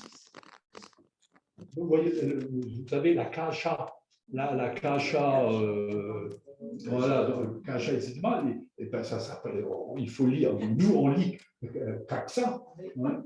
Et bien le X en catalan se prononce che. Et bien donc, chai va s'écrire xaï. La xaï, mais on prononce chai. Et puis finalement, c'est encore trop long, et bien on va simplement retenir le mot X. Et ça donnera la chose, le point, enfin voilà. Alors, le mot Al-Khawarizmi, qui est le père de l'algèbre, né à Khiva, donc c'est un ouzbek, en 780, mathématicien absolument exceptionnel, géographe, astronome, eh bien, la déformation de son nom, Al-Khawarizmi, ça va donner algorithme. Oui, ça donnera le mot algorithme. Al-Inbiq, qui est un mot arabe, mais qui traduit, en fait, enfin, qui vient du mot ambix, qui signifie le vase, en grec, ambix. Et ça donnera le mot al-inbiq, donnera donc l'alambic. La machine pour le vase pour distiller les fleurs, enfin les fruits, etc. Et ce serait Jabr ibn Hayyan, Gébert, qui l'aurait inventé, cet alambic. Et ce Gébert, Jabr, est alchimiste, chimiste, astronome, astrologue, philosophe, pharmacien et médecin. Il écrit une centaine de livres, dont 70 sont traduits. Alors vous imaginez l'importance aussi, ce qu'il va transmettre à l'Occident dans tous ces domaines-là, en astronomie, astrologie, alchimie, chimie, etc. Voilà. Les philosophes. Alors, les grands philosophes, on va peut-être aller plus vite. Bon, donc, Massara, Ibn Jabriol, Bajat, Toufeil, Rushd, Maïmonide, tout ça, ce sont des monstres de savoir dont le savoir va être mis en latin et qui va diffuser dans toute l'Europe, tout l'Occident. Ibn Rushd. Eh bien voilà, Ibn Rushd, c'est le fameux Averroès, qui, en fait, là, il faut être assez curieux, il n'a pas eu, dans le monde arabe, beaucoup de succès, Ibn Rushd. D'abord, il a été condamné par les Almohades, ses livres ont été brûlés, parce que précisément, sa philosophie était beaucoup trop libre. Ça ne correspondait absolument pas aux commentaires des Corans et des hadiths, c'est sûr. Et c'est l'Occident qui va le redécouvrir. Et là, il y a maintenant un engouement. Et il a été également combattu par saint Thomas d'Aquin, qui est lui le grand théologien, évidemment, du XIIIe siècle. Mais s'il a été combattu, c'est qu'il a été connu. Donc, on connaissait parfaitement bien son œuvre. Maïmonide, là aussi, le juif Maïmonide, qui est contemporain d'Averroès, qui est surtout connu pour le Guide des égarés, mais qui est un formidable, qui a eu une influence dans le monde chrétien absolument non négligeable. Alors, personnalité, un personnage hors pair, qui doit fuir en Espagne, de ville en ville, parce qu'il y a la persécution. C'est la période, à son époque-là, était formidablement persécutée, les Juifs. Il y a eu une persécution contre les Juifs, mais pas contre les chrétiens. Les chrétiens étaient persécutés avant, et là, pendant cette période-là, il est obligé de fuir, et il va fuir à travers le monde, il va aboutir jusqu'au Caire, et il va mourir. Alors, ce qui va, là, nous rentrons dans quelque chose de plus simple, de plus commun. Eh bien, c'est le divertissement. Eh bien, il y a un divertissement qui va prendre en Europe, c'est les jeux d'échecs. Eh bien, là encore, vous avez des princes blancs avec des noirs, des noirs, et qui apprennent à jouer aux échecs. C'était le grand jeu de la haute société, évidemment. Les dames aussi jouent aux échecs. Jeu d'échecs sous une tente. Après la bataille, etc., où on se prépare. Et le flamenco, curieusement. Alors là, évidemment, on parle de la danse du ventre. C'est vulgaire, la danse du ventre. C'est une danse tout à fait remarquable, mais il faut connaître les clés, évidemment. Et ça... Alors, l'historique du flamenco. Son origine, en fait, c'est une synthèse entre la culture musulmane, juive et andalouse. Il est souvent dit que le flamenco est né des gitans. Ce n'est pas tout à fait exact, mais il y a quand même du gitan dans cette danse, il ne faut pas non plus le nier. Certains historiens considèrent que les gitans, par le nomadisme, ont fortement contribué à la dispersion et diffusion du flamenco. Ça, oui, ils vont faire connaître cette danse de par leur mouvance. Et donc, bon, on ne va pas rester là-dessus, mais ils s'inspirent des cantiques liturgiques chrétiens mozarabes ou des rites mozarabes dont la présence est attestée au début du IXe siècle. Donc, oui, et là, nous terminons avec la cuisine. Voilà le premier manuscrit des recettes de cuisine. Vous vous rendez compte? C'est, voilà, le Kitab at-Tabir fil Maghreb wal Andalus fi Asr al-Muwahhidin, c'est-à-dire livre de cuisine du Maghreb et d'Andalus à l'époque des Almohades. Voilà. C'est quand même formidable d'avoir un manuscrit et qui fait une synthèse, évidemment, comme nous allons le voir. L'influence de la cuisine. Alors, Liliane Plouvier, auprès de ça, a fait une liste de cet héritage. Les Andalousiens, dit-elle, nous ont transmis le feuilletage, les pâtes alimentaires, les beignets, l'escabèche, le sucre, les sirops, les sorbets, les confitures, les bonbons, les fruits confits, les marmelades, les massepains, les nougats, les eaux distillées, eau de rose, les fleurs d'oranger, les saveurs aigres douces, les aubergines, les épinards, le musc et l'ambre. Et bien tout ça, on en a quand même. Qui aujourd'hui se souvient que tout ça, ça vient d'Espagne? Les produits, évidemment. Eh bien, c'est une synthèse culinaire. Alors, c'est un héritage romain. Les Romains utilisaient de la farine pour les sauces. Ça nous semble aujourd'hui absolument imbécile. Mais qui a commencé? Qui a fait ça? Ben voilà. Le recours aux plantes aromatiques, le coriandre, l'anis, le thym, le fenouil, l'amande, tout ça, ce sont des produits qu'on ne connaissait pas en Occident et qui vont être adoptés. L'influence orientale, les épices les plus employées sont le poivre, la cannelle, le safran, le nard indien, le gingembre, le cumin, le mastic, le musc et le camphre sont également utilisés, surtout l'eau de rose. Le goût pour le gras, l'onctueux, et bien tout ceci, évidemment, sera importé en Occident et ça donnera, transformé aussi, et donnera ce dont se glorifie aujourd'hui. Donc, grâce à notre cuisine a dépassé la qualité de la cuisine perse et la cuisine byzantine.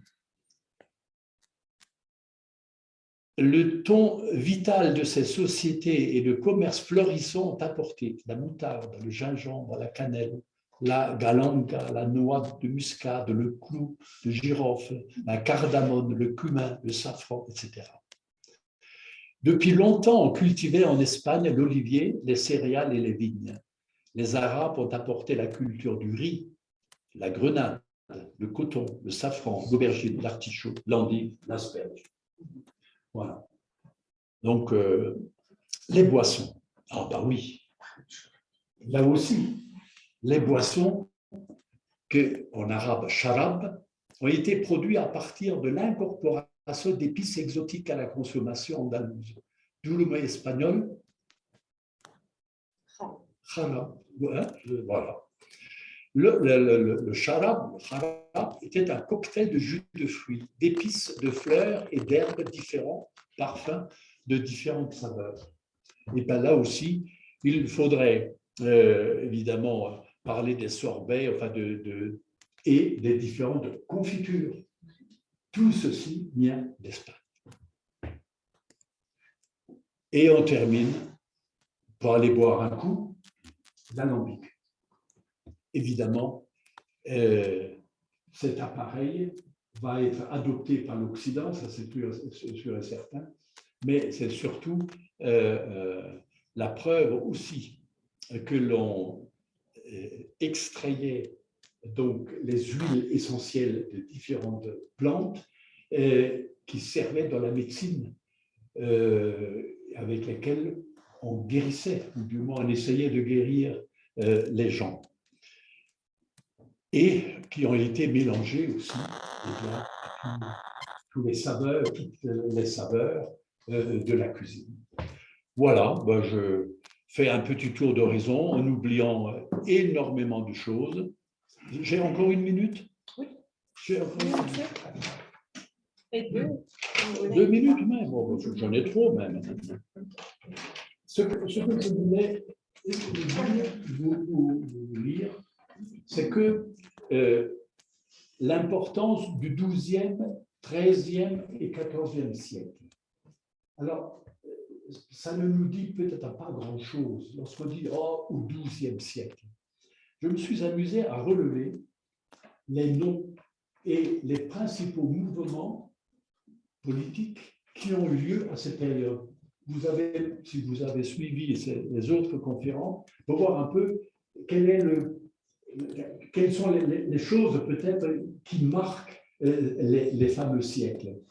Au XIIe siècle, il y a des dates, ce ne sont que des noms, hein, mais on les replace, ces grands noms que les noms que l'on a vus. On peut les replacer. Au XIIe siècle, 1111, ça c'est une date extrêmement facile à retenir. 1, voilà, c'est la mort d'Al-Razali. Al-Razali est le Thomas d'Aquin de l'islam. Il a fait réflexion sur l'islam, sur la théologie, sur le kalam, évidemment, extraordinaire. La Ihya Ulumuddin, la vivification des sciences religieuses, c'est un gros monument, il a une très grande importance dans l'islam jusqu'aujourd'hui. Donc, 1111, la mort d'Al-Razali. C'est la mort aussi d'Ibn Baja, Ibn Pas. Et vous avez entendu parler du philosophe Ibn Pas. Ibn Pas est extraordinaire comme philosophe. Bon, je n'ai pas pu parler de ça, mais c'est un philosophe qui fait une séparation totale entre la religion et la philosophie. Et il est tellement, je vais dire, il accorde tellement d'importance à la raison et non plus à la révélation qu'il a eu maille à partir. Il apparaissait comme un scandaleux parce qu'il mettait en doute, en fait, la religion. La religion, elle affirme des trucs qui sont invérifiables. Or, pour un philosophe et un rationaliste, la vérité, c'est dans ce qui est vérifiable et pas dans les contes et les imbécilités que l'on peut raconter dans des fables. Croyez-moi que ça hérisse même quelques-uns aujourd'hui de faire cette réflexion aujourd'hui. La foi, d'accord, gardez la foi, les fables de La Fontaine. Mais la raison, elle vous dit autre chose. Eh bien, Ibn Pas avait le courage à cette époque. Il en était là, avec Averroès, qui était sur la même ligne, un peu moins saccageur que Ibn Pas, mais de toute façon, les Almohades ont très bien compris que si on laissait l'esprit d'Averroès se diffuser, eh bien, ça allait mal pour la religion, parce qu'il y a un esprit critique à développer. Et donc, on brûle tous ces livres. Il y en avait qui savaient allier la foi et... Oui, alors ça, c'est la grosse blague qui dure depuis 2 siècles, 2000 ans, je veux dire. On fait l'alliance entre l'eau et le feu. On réunit les deux, on pense qu'ils vont faire bon ménage. C'est ça le problème. Mais bien entendu, je suis tout à fait conscient, je le sais bien, que tout le monde, la grande illusion, c'est d'allier, la raison avec la foi. Il faut pousser les choses un peu plus loin. La raison, lorsqu'on la pousse un peu dans ses limites, eh bien, elle arrive à nier la foi. Elle dit non, arrêtons, c'est autre chose. On ne peut pas mettre les deux choses ensemble. Mais ça ne veut pas dire que l'autre n'a pas le droit d'exister. Ça, c'est autre chose. Car la foi, comme l'amour, n'a pas besoin de la raison pour exister. Car si on mettait la raison dans l'amour, par exemple, eh bien, on ne courrait jamais après notre perdition. C'est évident que l'amour n'est surtout pas la raison. On aime ce qui est déraisonnable en premier lieu. On n'a jamais aimé quelqu'un par raison. Eh bien, la foi, c'est aussi de cet ordre-là. Croire n'a rien à voir avec la raison. Et ceux qui veulent faire une alliance entre les deux, c'est qu'ils ont quelque chose à justifier, c'est qu'ils sont mal à l'aise avec leur foi, c'est qu'en fait, ils ont peur de ne pas y croire, et ils ont peur de l'enfer, ils ont peur de l'au-delà, ils ont peur d'être punis, ils ont peur de tous les radotages que l'on raconte à ce propos-là. Alors, Ibn Beja meurt en 1142. Abélard de Basse, dont je vais quand même parler, c'est le grand traducteur de la même période, il meurt en 1153. Bernard de Clairvaux, vous avez entendu parler, eh bien, lui, il meurt en 1185. Et il y a un autre philosophe, Ibn Tufayl, qui meurt en 1198. Et Averroès, qui meurt quelques temps après. Mais Ibn Tufayl est très intéressant. Maintenant, ça me revient. Il écrit un livre, Hayy Ibn Yaqzan, le vigilant, le fils, Hayy, le fils du vigilant. Eh bien, imaginez-vous que Robinson Crusoe s'est inspiré de ce roman philosophique de Tufayl, c'est-à-dire d'un homme qui est exilé par le hasard sur une île solitaire et qui va reconstituer la vie humaine et qui va découvrir le raisonnement et il va arriver jusqu'à l'affirmation que Dieu existe, uniquement par la force de la raison. Et c'est le Robinson Crusoe. Le XIIe siècle est un siècle extraordinaire. Il s'est passé dans ce siècle des choses incroyables. D'abord, la deuxième croisade, 1202. La deuxième croisade, c'était la croisade des princes. 1204, la prise de Constantinople. Ça, c'est l'horreur de l'horreur. Le monde byzantin est envahi par des chrétiens, alors que le monde byzantin devait lutter depuis des siècles contre les Arabes.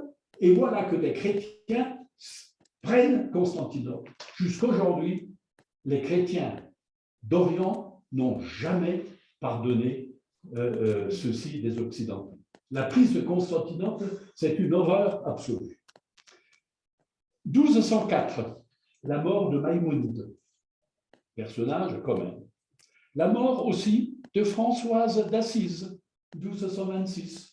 Voilà encore quelqu'un d'exceptionnel en Occident. 1212, la bataille de Las Navas de Tolosa.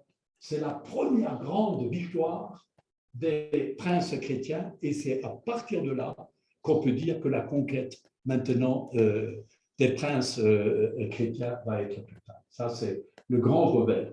Et puis, 1214, une autre bataille que nous connaissons tous, Bouvines, la bataille de Bouvines. 1250, la captivité de Saint-Louis à Tunis. 1258, les Mongols se rendent maîtres du monde arabe en prenant Bagdad. Et c'est fini maintenant des Arabes, c'est terminé. Maintenant, le monde, ce qu'on appelle le monde arabe, va basculer dans le monde ottoman turc ou mongol, etc. 1261 à 82, saint Thomas d'Aquin écrit la fameuse somme théologique. 1267, c'est l'œuvre majeure de Roger Bacon. 1270, Albert le Grand. 1274, la mort de Thomas d'Aquin. 1285, Philippe le Bel, roi de France. Vous voyez tous ces personnages, etc. Je termine avec le XIIIe siècle. 1304, le banquet de Dante, poème majeur. 1309, les papes s'installent à Avignon et plus à Rome. 1308, Duns Scotus, la mort de Duns Scotus. 1321, Dante, la mort de Dante. 1328, Ibn Taymiyyah, la mort d'Ibn Taymiyyah. Ibn Taymiyyah, c'est un théologien intégriste. Aujourd'hui, on dirait intégriste. Et tous les intégristes et les fondamentalistes aujourd'hui de l'islam s'appuient sur Ibn Taymiyyah. C'est la référence jusqu'aujourd'hui. 1337, c'est le début de la guerre de 100 ans. 1362, la mort de Moïse de Narbonne, qui est un très, très personnage juif de l'époque. 1374, la mort de Pétrarque. Enfin, 1415, la bataille d'Azincourt. Et la même année, le supplice de Jean Hus. En 1431, la mort de Jeanne d'Arc. Vous avez entendu parler d'elle. 1433, Nicolas de Cuse, théologien fantastique en Suisse. 1453, la prise de Constantinople par les Turcs. Et maintenant, le monde ottoman va submerger le monde arabe, qui va ressusciter au XXe siècle seulement. Donc, le monde arabe va disparaître et ce sera le monde ottoman. Et ben voilà quelques points comme ça qui nous laissent méditer. Mais quelle conclusion tirer de ça? Ben, c'est que, lorsque je me suis penché longtemps sur cette présence, eh bien, on n'a jamais, dans notre éducation, essayé de nous mettre en tête que toutes les civilisations doivent quelque chose à d'autres civilisations. C'est que tout notre savoir ne nous est pas tombé du ciel, il est venu de quelque part. Ce quelque part, évidemment pour l'Occident, c'est le grec et le latin, mais on a tellement, ignoré la part arabe pour des raisons politiques, pour toutes sortes de choses, eh bien, qu'on aurait peut-être intérêt aujourd'hui à redécouvrir nos racines qui sont aussi celles de la culture. Je ne parle pas aussi des racines de la culture juive. Et donc, si nous faisions une réflexion, c'est de montrer à quel point nous sommes tous plutôt redevables aux autres, les uns et aux autres. Et la grande fraternité à laquelle tout le monde, liberté, égalité, fraternité, la grande fraternité républicaine que nous chantons tous, eh bien, il faudrait qu'elle découvre que les autres ne sont pas des ennemis, ils ne sont peut-être nos sources qui nous ont permis de réfléchir et de penser.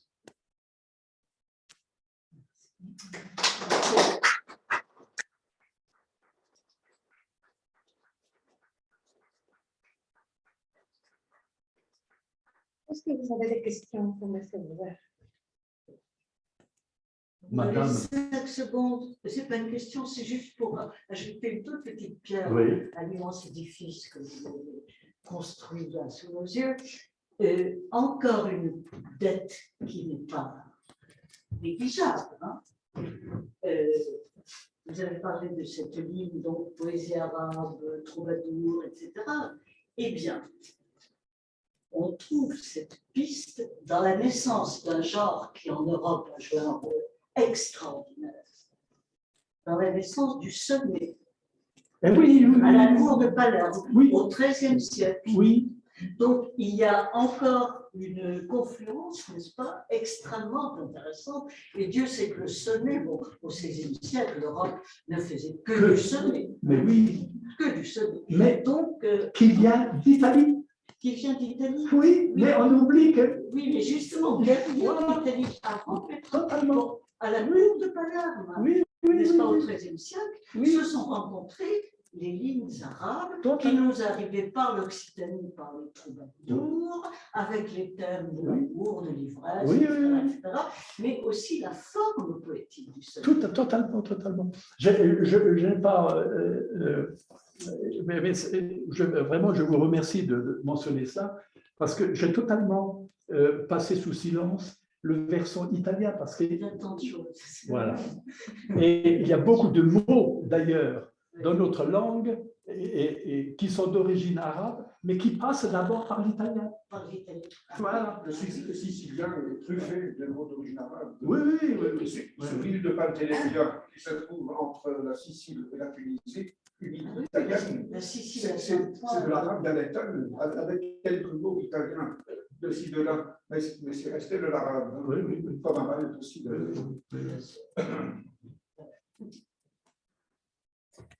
Merci beaucoup. Voilà. C'est comme ça qu'on finit les cycles des conférences. Voilà. Initiative. Quelle est ta prochaine conférence? En tout cas, je remercie Gare parce que lorsque j'ai connu Diana et Juan, donc, et que je suis associée à leur aventure, puisque je suis entrée dans l'association, vous cherchez qui pour inviter, quel conférencier. Et j'ai pensé tout de suite à mon collègue qui avait déjà fait des cours splendides aux étudiants à l'Université de Strasbourg sur la Valais.